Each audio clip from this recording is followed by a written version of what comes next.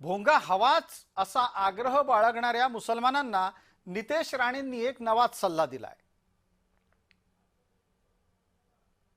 मी बघा आम्ही मराठी बोलतो, तो उद्याचा आजान मराठीमध्ये करायला सुरू करा ना। एवढंच मराठीवर प्रेम आहे ना, त्याला आजान मराठीमध्ये करा। सगळ्या मदरसामध्ये उर्दू बंद करून टाका आणि तिथे मराठीमध्ये शिकवा, मराठी सक्ती करा। तेव्हा आम्हाला कळेल तुम्ही मराठी आणि महाराष्ट्रावर प्रेम करणार आहात।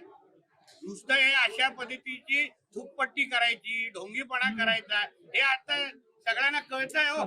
तुम्हाला एवढंच मराठीवर प्रेम आहे ना, चला तुमच्या मुल्ला मौलवींना सांगा उद्यापासून उर्दू बंद करायची आणि मराठीमध्ये बोलायचं, तर आम्हाला कळेल। याही पेक्षा जे गंभीर आवाज असतात, डीजेचा असतो, अनेक मिरवणुकीमध्ये वाजवण्यात आलेले ढोल ताशे असतात, ज्याच्यामुळे मोठा ध्वनी प्रदूषण होतो। अशावर पण काही कारवाई करता येईल का, याबाबत अपील करता उच्च न्यायालयात जाणार का?